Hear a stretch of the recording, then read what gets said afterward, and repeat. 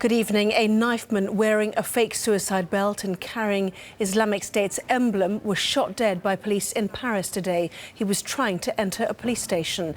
The apparent attempted attack took place on the first anniversary of the Charlie Hebdo killings. Tonight, prosecutors are trying to establish the attacker's motive and mental state. A warning: this report by Sky's Mark Stone contains images of his body. Just after midday in central Paris.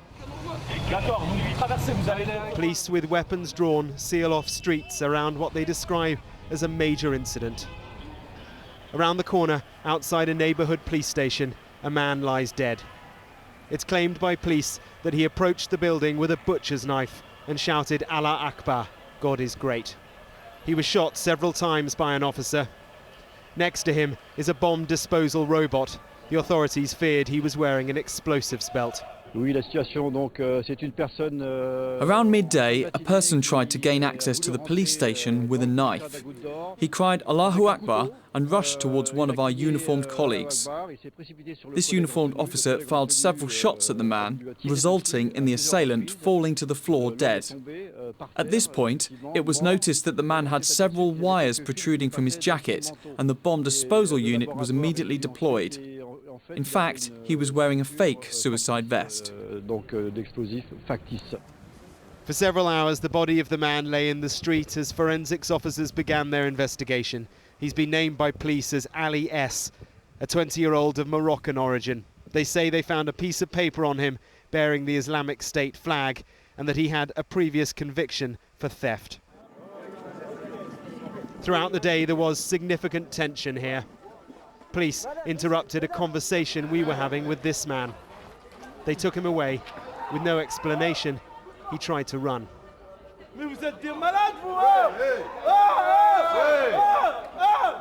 The police are understandably nervy. A year ago, 2 of their own were among the 17 who died in attacks in this city. They were shot at close range by the attackers. Their colleagues today are taking no chances. Well, that clearly a demonstration there of how concerned the police are. That was a guy who was showing us some video that he'd taken of the incident. For one reason or another, the police took him away. He then tried to run away. He's just been taken off round the corner. Police here very, very on edge. Today was supposed to be about reflecting on the events of last year. Not far away, flowers mark the spot outside the building, which was the office of the Charlie Hebdo magazine. 2 brothers had walked in on an editorial meeting here.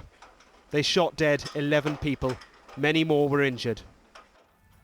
Around the corner, as the gunmen made their escape, they shot a policeman in the head. Flowers, a plaque and a mural of Ahmed Merabet are now reminders of his life and his service.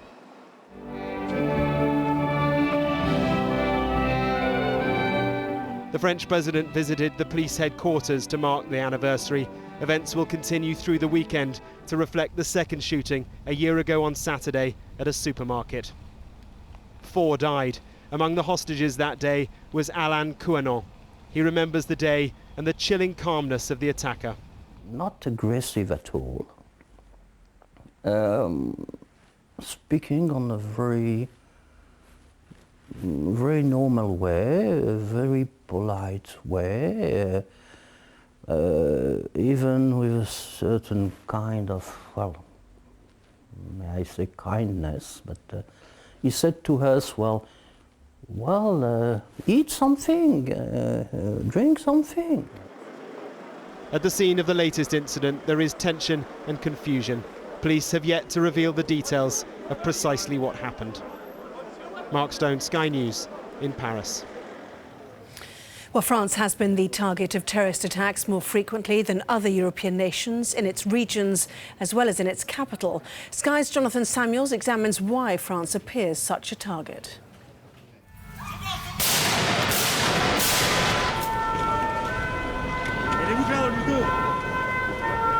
Mesdames, Messieurs les membres du gouvernement, la France est en guerre. France is at war, said the French president in November, and it appears Paris in particular remains a focus for IS sympathisers.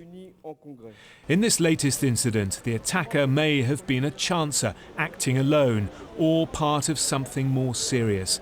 Either way, it highlights how France is on edge. The country has Europe's biggest Muslim population. It's failing to manage record unemployment, and there's a surge in the far right.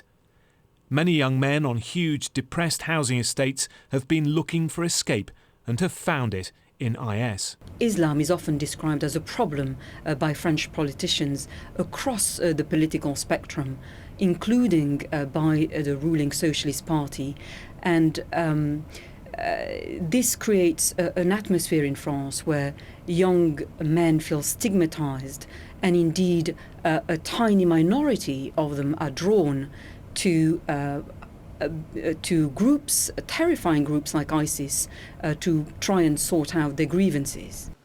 Amadi Koulibaly killed 4 people in a Jewish supermarket in Paris a year ago. In a video discovered afterwards, he spoke of retribution. France, after all, is second only to America in the fight against IS in Iraq and Syria. They've had no problems taking part into a coalition and being very strong against jihadist movements. They have passed very strong also anti-terror laws.